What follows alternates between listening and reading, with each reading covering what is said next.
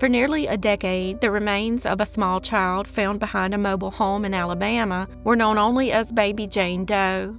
Since January 2012, she had no name, no known family, and no clear answers about what had happened to her. That finally changed when police in Opelika announced they had identified the child as Amore Joveah Wiggins and arrested her biological father in connection with her death. Opelika Police Chief Shane Healy said investigators were able to identify Amore by developing a genetic profile from DNA extracted from her remains and uploading it to a DNA database to search for relatives. After years of failed attempts due to the condition of the remains, new testing in 2022 finally produced usable DNA from Amore's scalp and hair.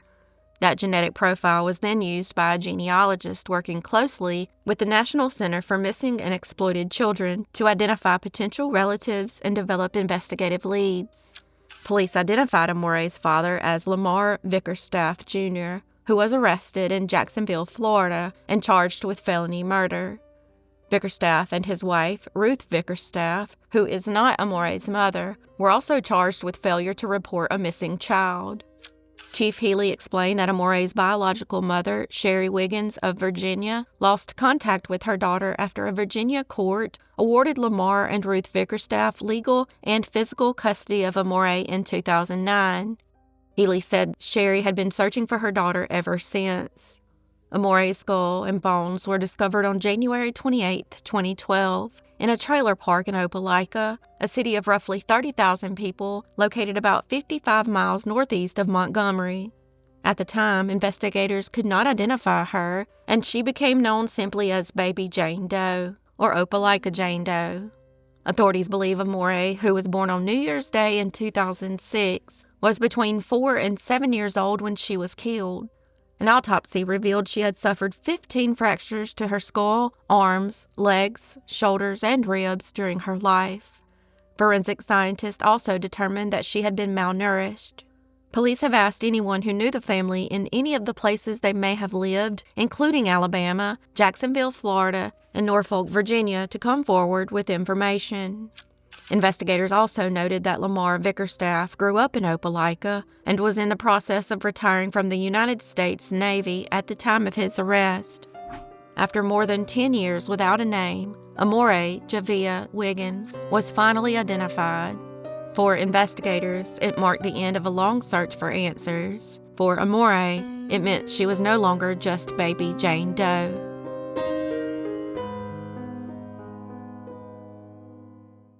After nearly 2 decades of rumors and false leads, the haunting mystery of Angela Christine Mack and her 4-year-old son, Thomas Michael Rettew, who went by Mikey, finally reached a grim conclusion in April 2021.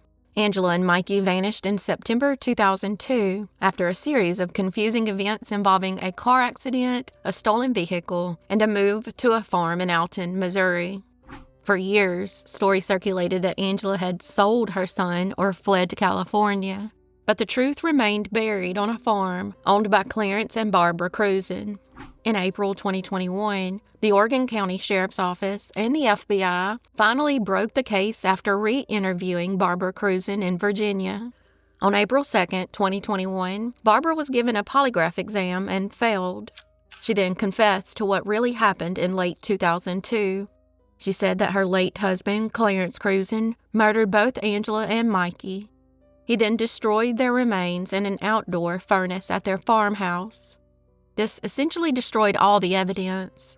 When they moved to Virginia years later, Clarence insisted on removing the furnace because of its attachment to the crime. He would never see a courtroom because he was shot and killed in Laredo, Texas, in February 2012, nearly a decade before the case was solved.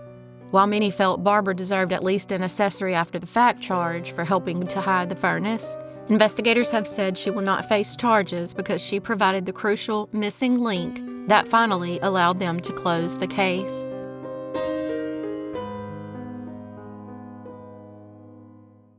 For over 25 years, the Christmas Tree Lady was one of Northern Virginia's most haunting mysteries, a woman who meticulously staged her own death but left her identity a complete unknown. It remained a mystery until May 11, 2022, when detectives revealed that her name was Joyce Marilyn Meyer Sommers. Joyce's story didn't begin in a cemetery. It started in Davenport, Iowa, where she was a brilliant, artistic woman who once worked for 17 magazine. But by the 1980s, she had begun a slow, intentional drift away from her family. The last time her family had contact with her was in the mid-1980s, when she was living in a trailer park in Tucson, Arizona. Her sister said that after that, she dropped off the face of the earth.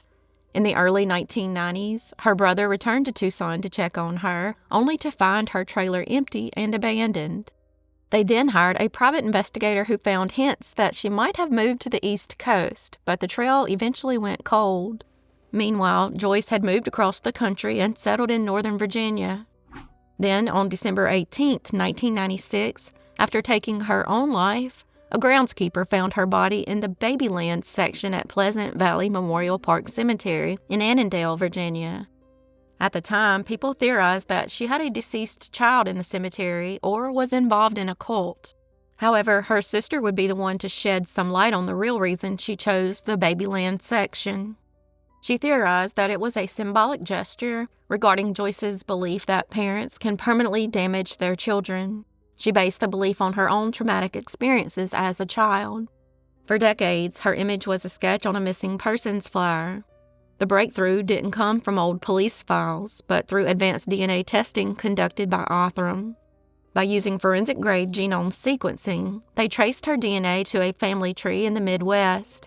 When detectives finally contacted her siblings, they learned the tragic reason she was never found. Joyce was never reported missing. Her family assumed she had simply chosen to start over elsewhere. After 25 years, her family, while initially stunned, was relieved to finally have an answer.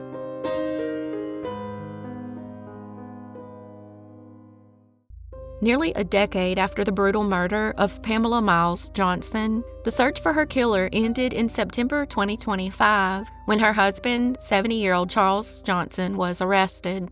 He was charged with first-degree murder and solicitation for murder.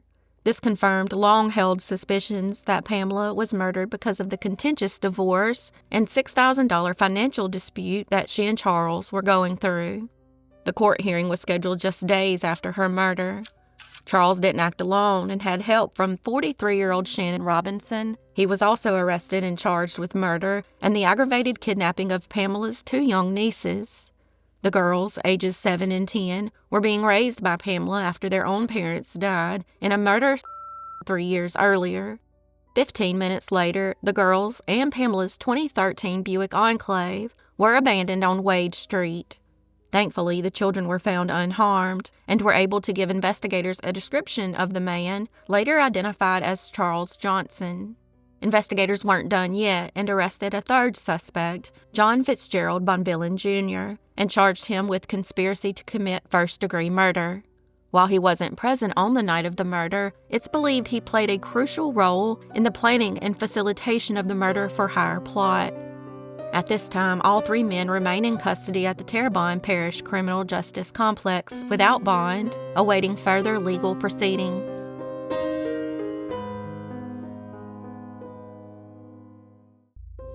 In 2025, the family seeking justice in the disappearance of Shane Donahue were hit with a legal blow when the suspect was suddenly acquitted during the middle of the trial. In March 2010, 23-year-old Shane vanished from Nokesville, Virginia, and hasn't been seen since. Investigators zeroed in on his friend, Timothy Hickerson, who admitted to stealing pills from Shane's home just before he disappeared. Despite the lack of a body or a murder weapon, a grand jury indicted Hickerson in 2024 for murder, concealment of a body, and burglary.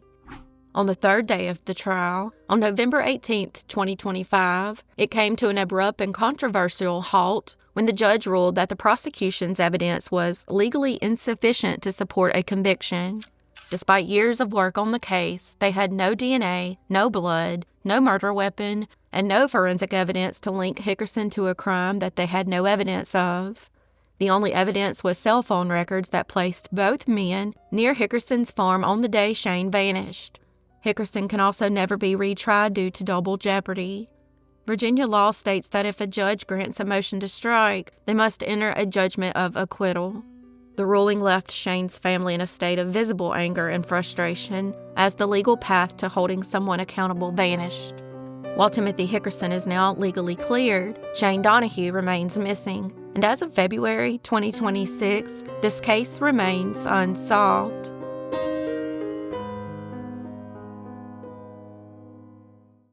The hunt for Shondra May's killer is officially over, but it might not be the justice everyone was hoping for. After nearly 4 decades, investigators finally identified Reuben Weeks as the person they believe targeted Shondra on that rainy night in 1986. In early 2025, Weeks was arrested and charged with her abduction and murder, a breakthrough made possible by evidence that sat in an evidence locker for 39 years. Shondra had been hogtied and gagged with packing tape commonly used in poultry plants, a detail that linked back to Weeks, who had worked in the industry. Even more chilling, forensic evidence suggested she was kept alive for up to 17 days before being strangled to death and left in Baker Creek. The forensic smoking gun was a set of red hairs found on Shondra's body in 1986. While investigators noted back then that Weeks had red hair, it took modern DNA sequencing in late 2024 to definitively prove they belonged to him. Unfortunately, Weeks would never truly be held accountable because he died on December 6, 2025, while in custody awaiting trial. The Scott County Sheriff's Office has since closed the file, and while there was no trial or verdict, at least her case received some long-awaited answers.